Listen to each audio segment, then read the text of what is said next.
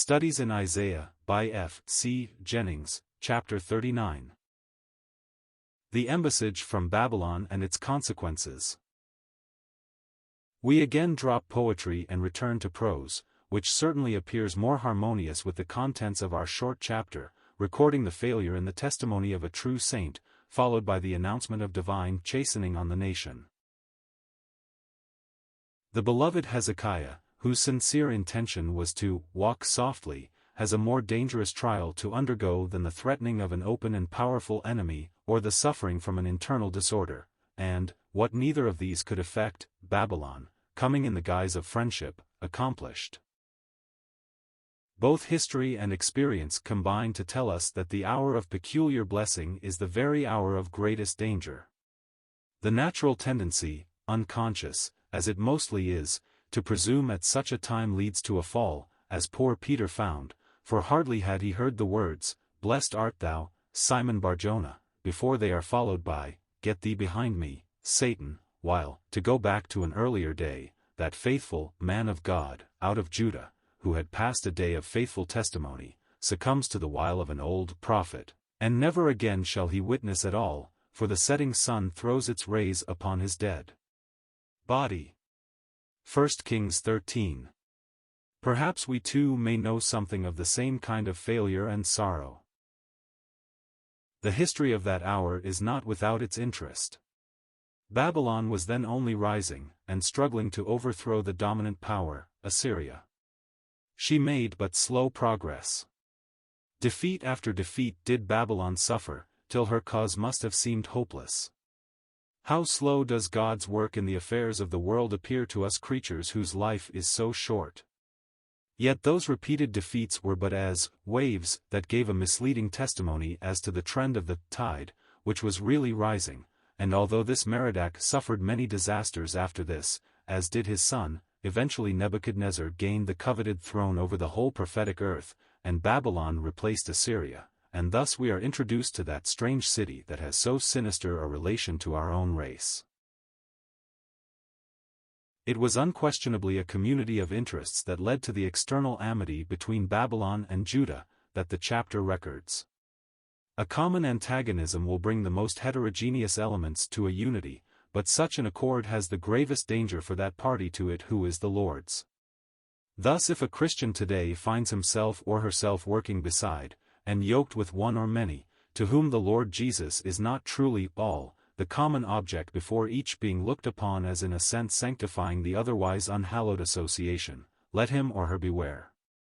How frequently we see such associations for the purifying of politics, or bettering the world in its distance from God, objects that have a superficial appearance of goodness, yet all on the world side of the cross, and therefore wood, hay, and stubble, that must eventuate in loss to the Christian in the future and often leading to the vexing his righteous soul here.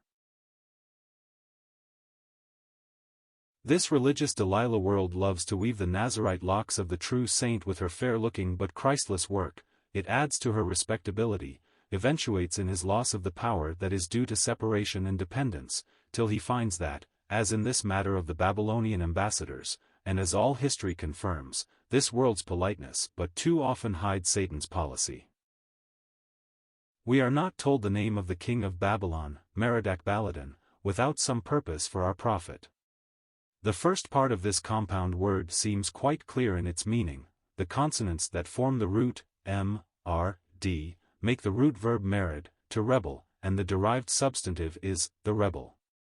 The suffix ach, really only one letter, k, may be either the possessive, thy, or, as Jessenius takes it, simply formative, that is, not affecting the meaning of the word, and so, not to be translated.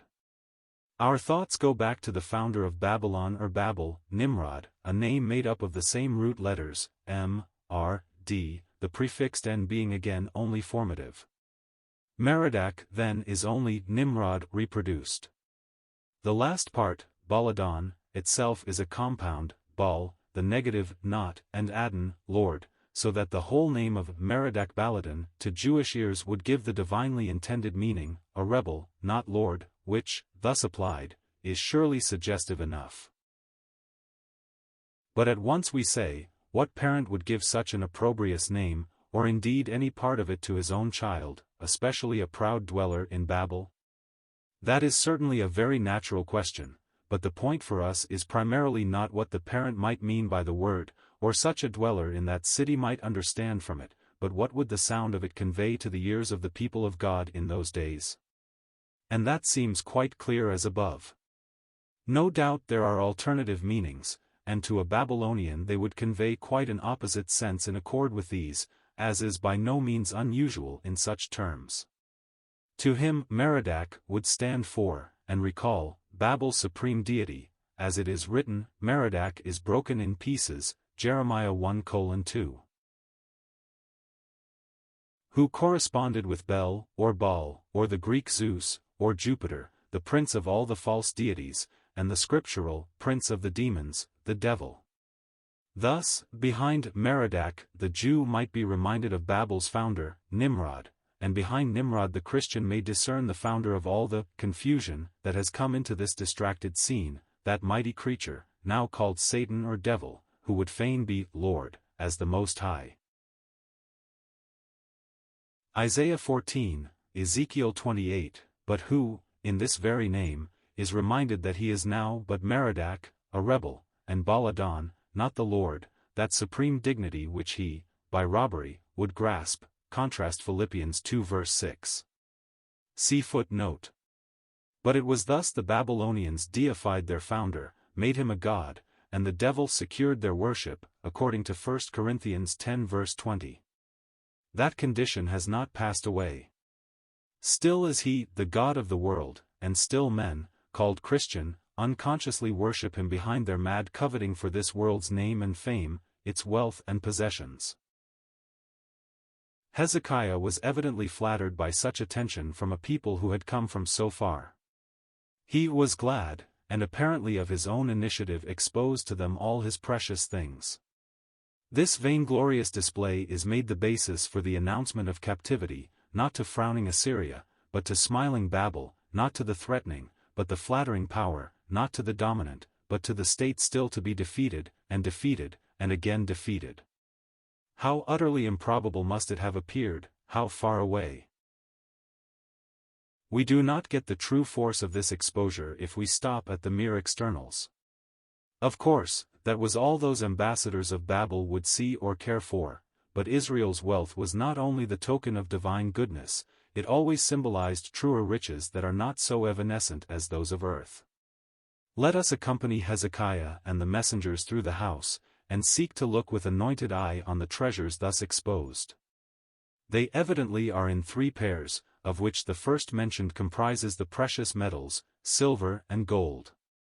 These were just what the Christian apostle lacked altogether, silver and gold had he none, Acts 3. But they are symbols of God's own love gifts to us, the silver, speaking always of atonement, Exodus 30. The price at which we have been purchased, the precious blood of Christ, and the gold, speaking of that divine nature communicated in the new birth. The silver, telling of the work for, the gold, of the work in every saint. These are very precious treasures. The next pair, spices and precious ointment, both speak of the work of God, not for, nor in, but on every believer. And as the atonement of silver is peculiarly the work of the Son, and the gold, or regeneration, may be peculiarly attributed to God as Father, so these spices and ointment speak equally clearly of the work of the Spirit who puts the fragrance of Christ on all the Lord's people. Exodus 30.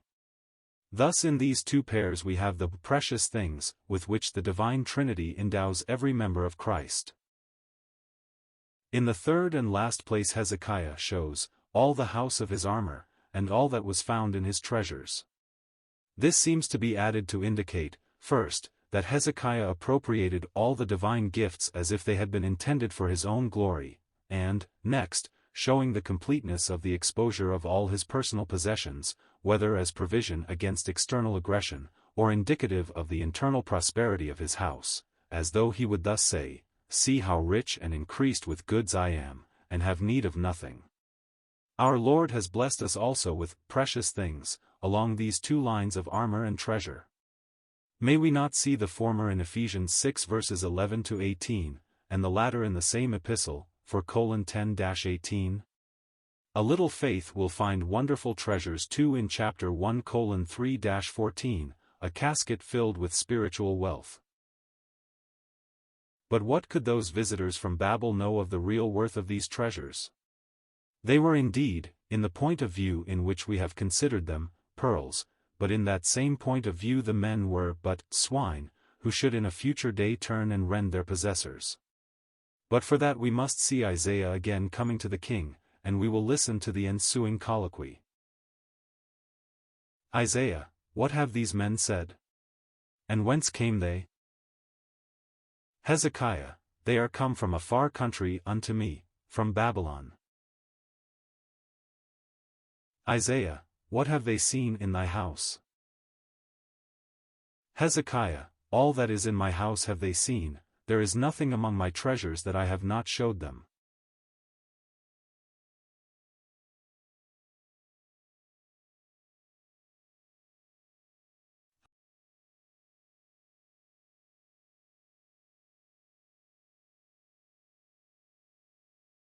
Isaiah, hear the word of Jehovah Tsebaoth.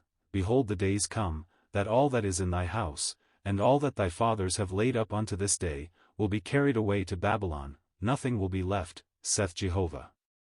And of thy sons that issue from thee, whom thou shalt beget, shall they take away, and they shall be eunuchs in the palace of the king of Babylon.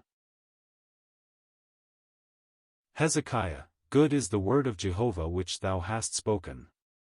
For there shall be peace and stability in my days. History tells us of the fulfillment of this prophecy, and the prophet Daniel writes of that part of it that refers to the children of the king. That punishment was not simply a penalty for the display of wealth by Hezekiah. Had it been so, it would have fallen on him alone, but personally he escapes. The nation was corrupt, the whole community was honeycombed with pride and apostasy under a fair exterior, and the incident narrated in this chapter afforded the occasion for the judgment pronounced upon the people as a whole. Again Hezekiah's word has become true, Jehovah hath spoken, and hath brought it to pass, for after its capture by Nebuchadnezzar, never more to this day has Jerusalem been free, she has been downtrodden of the Gentiles and will so continue till the times of the Gentiles are fulfilled. This captivity to Babylon then is really the beginning of that series of 4 monarchies that have followed one another, God overturning and overturning, replacing Babylon with Medo-Persia, that by Greece, that in turn by Rome, and this last has still to be revived, although, as I now believe, not at all according to its geographical boundaries, as many of us have thought, but rather by spiritual limits, in accord with the character of this day. We are standing at the verge of that revival, for it is clearly shadowed in the League of Nations, almost impotent as that attempted confederacy appears as yet to be. But has not this sad history repeated itself? Has there not been something analogous to Hezekiah's error among us today? Have we not received many precious things in the way of truth? Have we not looked upon it as ours, to glorify ourselves therewith? Have we not in heart said, I am rich and increased with goods? Have we not personally too often spread it out and made it common, before the eyes of those who care nothing for it save only as a means of self-exaltation? So the condition of Laodicea, proud and lukewarm, has been, and is being, formed, and we, too, have become captive to the falsely friendly Babylonian spirit that governs the day, as Samson to the Philistine through the wiles of Delilah. Oh, who can estimate the danger of dealing with God's gifts, whether the precious things of old, or the more precious truth of today, without penitence, without fear, but in order to display our wealth, or to gain the esteem of the religious Babylonian world?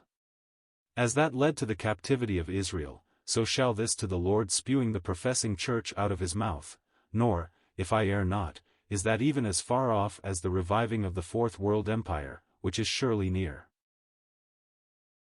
Hezekiah, dear man of God, as he really was, shows his divine birth by bowing submissively to the word of the Lord, which he owns to be good. It is just that genuinely lowly spirit that ever characterizes all that is truly of God in this world, through all dispensations, and will evidence the remnant of faith to this very day. He recognizes, too, the great mercy that has promised to keep him out of that time of temptation or trial.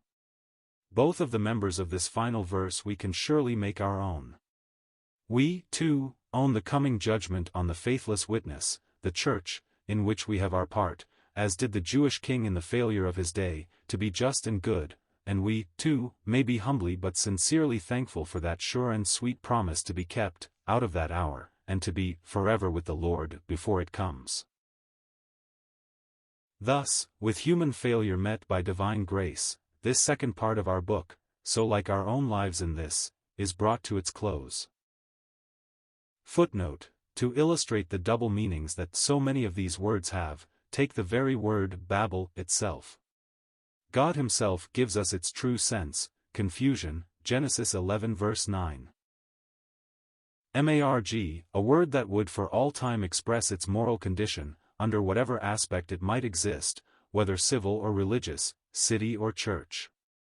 But would Nimrod have so slurred his capital city? Surely not, and to him Babel would have the other meaning, the gate of, or to God, precisely as the modern representative of that ancient city proclaims herself, even to this day. Does not the Roman Church insist that there can be no salvation save through her? She, and she only, is the gate of, or to God. She may pretend to modify this in some countries as a matter of expediency, but let the mask be dropped, and the proud face accords with the lips that make the same unchanged claim of being Babel, the gate to God, whilst she is really Babel, the author of confusion. For her proud boast is that she is always the same, everywhere and at all times. Then her canon law is in full force today, and he that acknowledges not himself to he under the Bishop of Rome and that the Bishop of Rome is ordained of God to have primacy over all the world, is a heretic and cannot be saved, is not of the flock Christ. Again, he is no manslayer who slayeth a man that is excommunicate. Which do these proclaim her to be, the gate to God, or moral confusion?